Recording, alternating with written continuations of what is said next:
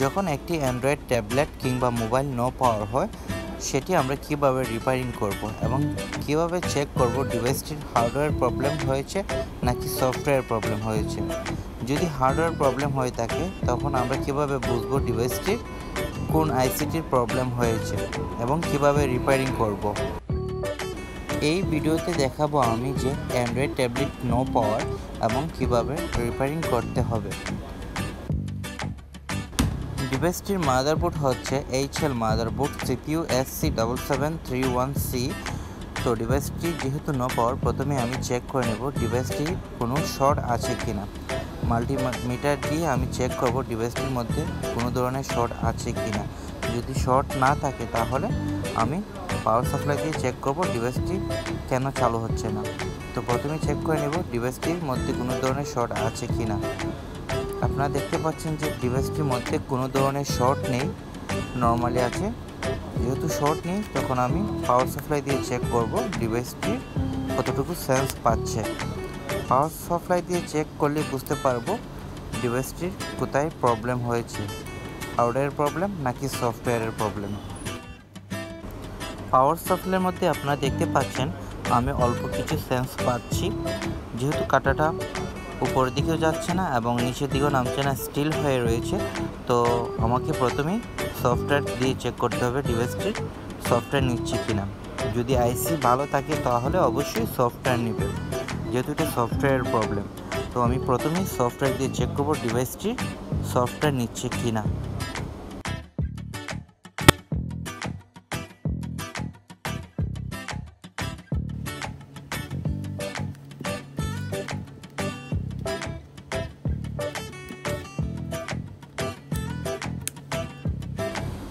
আমি এখন চেষ্টা করছি সফটওয়্যার দেওয়ার জন্য। যদি সফটওয়্যার নিয়ে নেয় তাহলে ডিভাইসটি ওকে হয়ে যাবে।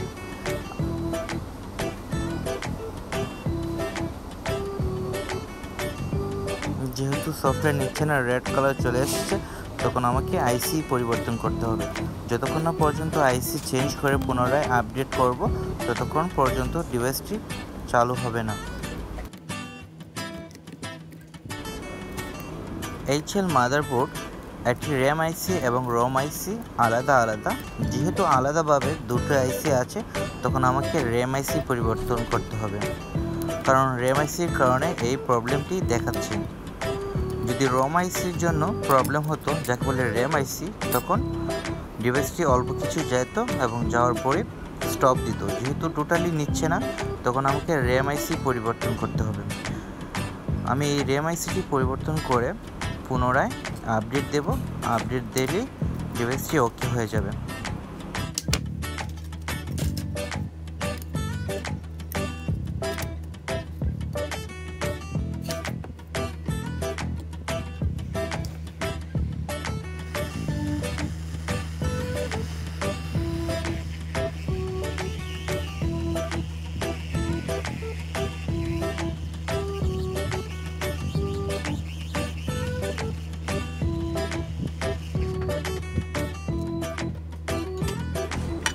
পুরনো আইসিটি ওঠানোর পর অবশ্যই ভালো করে ক্লিন করে নিতে হবে। যদি আমরা ভালো করে ক্লিন না করি তাহলে নতুন আইসিটি সুন্দরভাবে বসাতে পারবো না, আর ভালো করে না বসালে আইসি কিন্তু কাজ করবে না।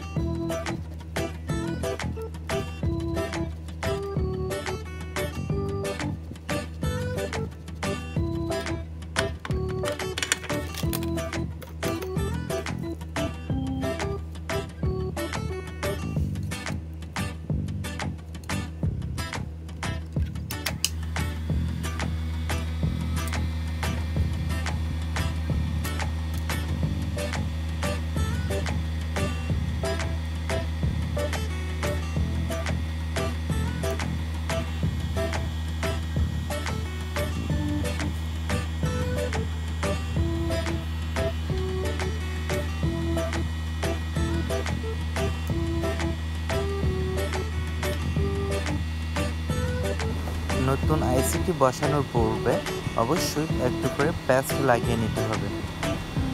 আইসিটি বসানোর পর কিছুক্ষণ সময় অপেক্ষা করব মাদারবোর্ডটি ঠান্ডা হওয়ার জন্য। মাদারবোর্ড যখন ঠান্ডা হয়ে যাবে তখন আমরা পুনরায় কম্পিউটারের মাধ্যমে আপডেট করব।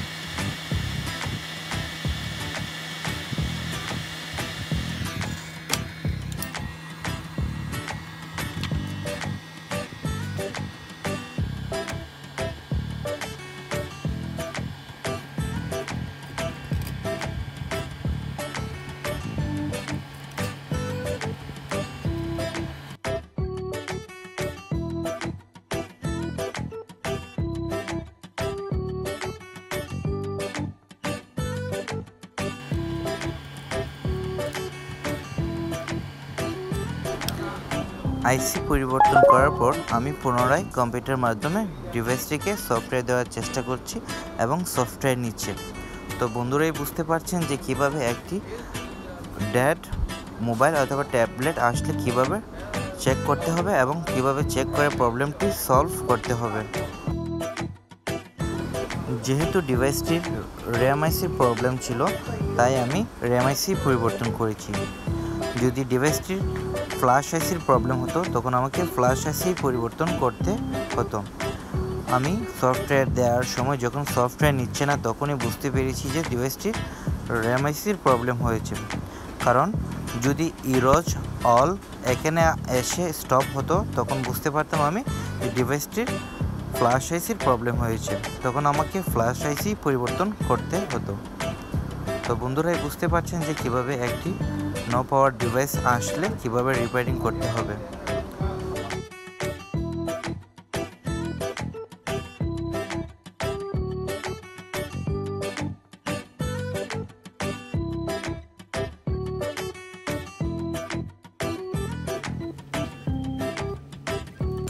সফটওয়্যার দেওয়া কমপ্লিট হয়ে গেছে। এখন আমি ডিভাইসটিকে চালু করে চেক করব যে ডিভাইসটি সঠিকভাবে কাজ করছে কিনা।